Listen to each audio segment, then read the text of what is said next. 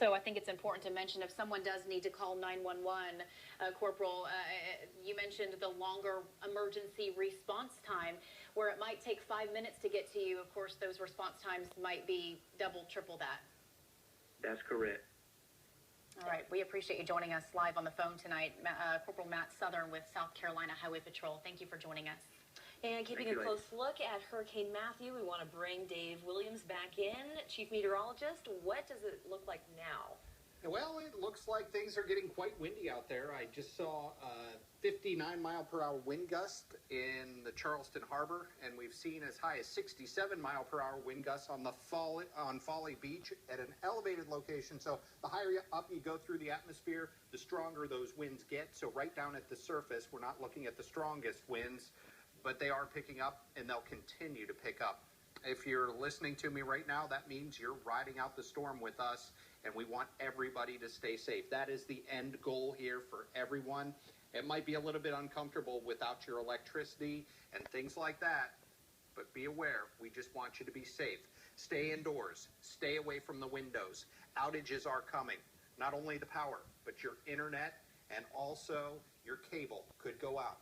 Make sure to recharge your electronics now because your power could be going out at any time. I know a lot of people that have had their power go out. It comes back on, it goes out. So there are going to be rolling outages through the overnight hours tonight as Matthew gets even closer to us. And Matthew, as of 8 p.m., 110-mile-per-hour sustained winds. It is about to move over some cooler water, which is harder for this storm to sustain itself. It needs some good fuel, and the fuel for a hurricane is warm water.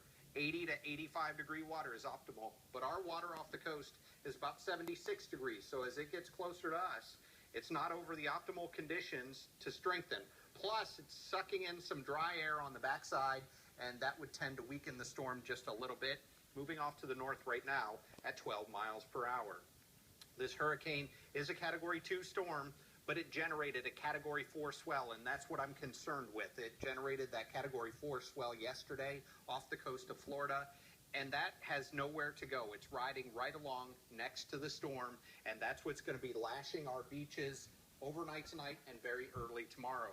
That hurricane warning is for everyone right on the coast of South Carolina, and it includes Dorchester and Berkeley County, mainly because we could get some hurricane-force wind gusts here. We're not concerned with the surge there.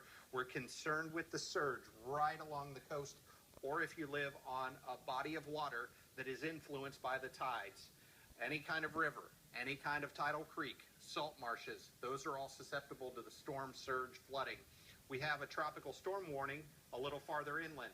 Places like Walterboro, Hendersonville, Cottageville, we've got that tropical storm warning in effect. You're going to see tropical storm force winds, maybe some gusts up around 60 miles per hour, but you don't have to worry about the storm surge that far inland. We also have a tornado watch. That tornado watch is in effect till midnight, but at this point I think that may get extended even a little bit longer because the bands are going to continue to come in from the south and the east off the Atlantic Ocean as they move from this frictionless area out over the Atlantic Ocean to a rough surface here over land. Thunderstorms start to break down, they start to rotate, and that's where you can get those tornadoes to spin up with very little warning. So be aware. That's another reason you want to stay away from the windows, because those windows can be broken out very easily and glass can shatter. All of us under a flash flood watch. We've already had heavy rainfall, especially through eastern Berkeley, very extreme eastern Dorchester, all of Charleston County, eastern Colleton County, and all of Beaufort County. That's where we have a flash flood warning in effect.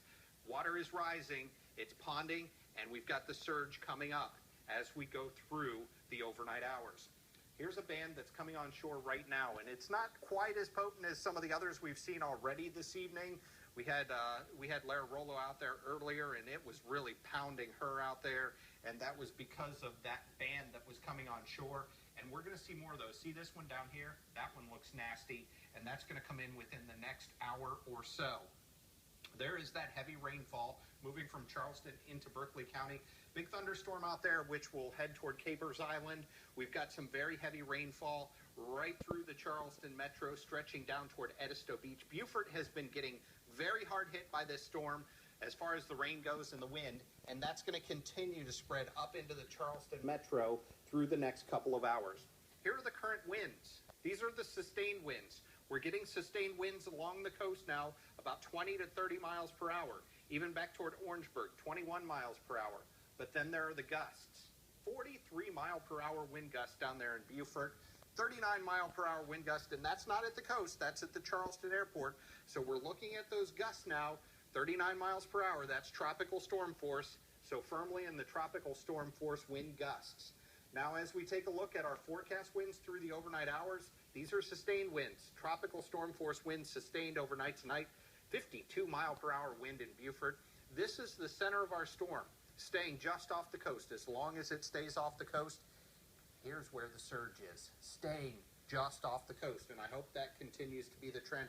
And even if it gets this close to Sullivan's Island and Isle of Palms, we're going to keep most of the surge out here, but we're going to be looking at 4 to 8 feet of surge pushing its way inland, and still those tropical storm, even close to hurricane force winds as the storm passes us by. 2 o'clock in the afternoon, still very windy. Georgetown has the strong winds now because the center of the storm has bypassed most of the low country, and Futurecast shows us by tomorrow evening, winds starting to calm down because this storm will be gone by tomorrow evening.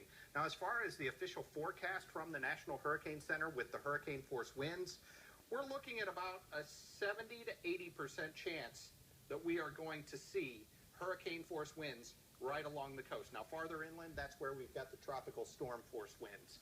What I'm expecting from Matthew as far as the impacts, that 4 to 8 foot storm surge is the most dangerous part. That's why I wanted the barrier islands and low-lying areas to evacuate as quickly as possible, because that's where we're going to see that 4 to 8 feet of ocean water just lifted up from the Atlantic and moved inland. Heavy rainfall of 8 to 14 inches, sustained tropical storm force winds now for about the next 18 to maybe 24 hours. Probably looking at the lower end of that now because the storm should move by a little bit more quickly. Hurricane force wind gusts mainly on the coast, and this is causing power outages. Look at this. This is the power outage index, and our power outage index is worst right now through eastern Colleton County, into southern Charleston County, most of Dorchester County, and into Berkeley County, and that will continue to move up the coast as we see those bands come in, trees get knocked down, and that causes the power outages. So we're in the moderate to high category, fortunately not in the high just yet. Now, as far as your 7-day forecast, we're going to be looking at those temperatures, about 80 degrees, very gusty winds on Saturday. Later in the day, it starts to get better. Sunday looking much better, and we're going to have some time to clean up after this storm. We're going to need it, and some gorgeous fall weather comes our way next week. And I want to remind you to get social. You can always follow us at LCWXDave, that's me, at SStevens, WCIV.